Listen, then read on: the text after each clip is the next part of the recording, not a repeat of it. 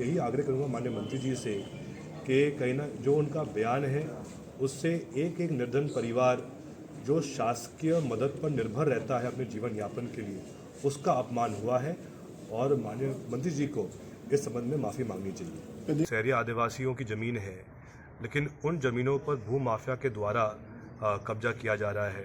ये जो एक नियम अनुसार जो पूरी प्रक्रिया है उसका पालन करके ही हमने पूरा प्रस्ताव दिया है, इस विश्वास के साथ कि अगले कुछ दिनों में भोपाल से भी हमको इसकी अनुमति मिल जाएगी। नगर पालिकाओं में पैसा बचा नहीं है। अभी 2-3 महीने पहले की बात है, पूरे भाजपा के नगर पालिका अध्यक्ष धरना कर रहे थे भाजपा कार्यालय के सामने भोपाल में। क्यों? क्योंकि उनके पास कुछ राशि बची नहीं है। हर नगर परिषद कर्ज में डूबी हुई है। क्यों? क्योंकि शासन उनको पर्याप्त पैसा नहीं दे रही है। हम बात करें हमारे रावगढ़ क्षेत्र में हमारे भील आदिवासी साथीगण और सभी लोग जो पीपलखेड़ी गांव के निवासी है, सबकी भावना है कि हमारे देश के, हमारे भारत के महापुरुष टाटिया भील जी की मूर्ति वहां स्थापित की जाए चौराहे पर। तो उसमें कुछ लोगों ने कुछ आपत्ति जताई थी। तो उसके बाद जो हमारे सभी वहाँ के ग्रामवासी हैं, सभी समाजों के सभी ने मिलकर वहाँ पर ग्राम सभा करी। ग्राम सभा में जो नियम अनुसार जो मूर्ति की स्थापना होती है उसका पूरा प्रस्ताव पारित हो चुका है, जो आज कल में कलेक्टर साहब के यहाँ नजूल शाखा में उसका आवेदन पहुँच जाएगा जनपद के माध्यम से। हमने उसके बारे में भी अवगत कराया है कलेक्टर साहब को।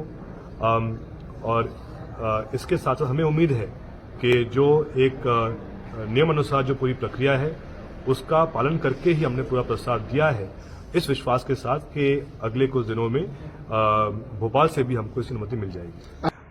गुना शहर में ऐसी अनेकों जगह हैं जहां पर शहरी आदिवासियों की ज़मीन है, लेकिन उन ज़मीनों पर भू माफिया के द्वारा कब्जा किया जा रहा है।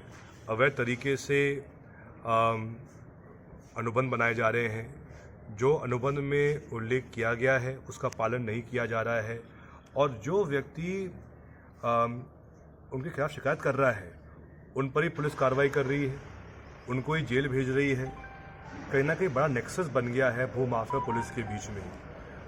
तो हमने इस पूरे मामले को आज हम संज्ञान में लाए हैं कलेक्टर साहब के।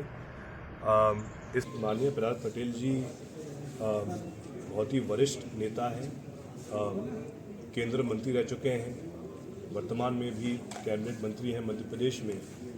मैं उनसे यही कहना चाहूँगा, चाहे कार्यक्रम निजी हो या सार्वजनिक हो या शासकीय हो, लेकिन जब वो मन से कुछ बोलते हैं तो असर जाता है पूरे प्रदेश और देश में।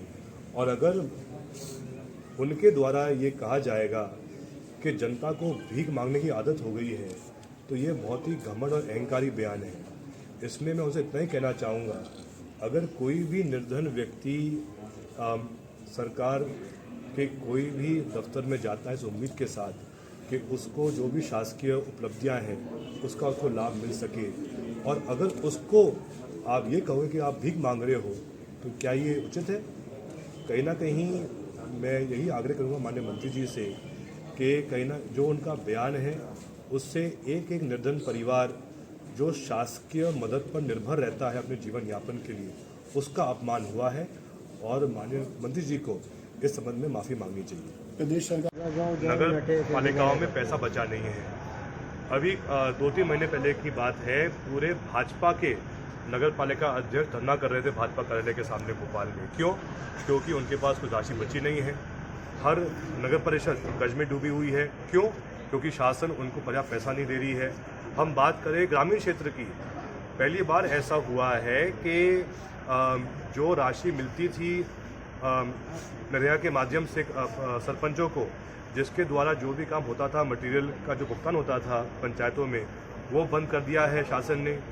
एक भी पंचायत में राशि नहीं बची है। सरपंच लोग इसमें काफ़ी परेशान हैं, पीड़ित हैं, लगातार आवाज़ उठा रहे हैं, उनका काम नहीं हो पा रहा है। ये इसलिए हो रहा है क्योंकि लगातार जो कर्ज सरकार उठा रही है उससे जो ब्याज का बोझ पड़ रहा है सरकार पर, उससे लगभग जो बजट आती है उस बजट का 70% पैसा खर्च हो रहा है ब्याज पर। और जब ये स्थिति बन गई है तो जो पूंजीगत व्यय होना चाहिए है प्रदेश के निर्माण के लिए, वो हो नहीं पा रहा है। इसीलिए कहीं ना कहीं जो लगातार कर्ज भाजपा सरकार ले रही है, उससे प्रदेश को नुकसान हो रहा है।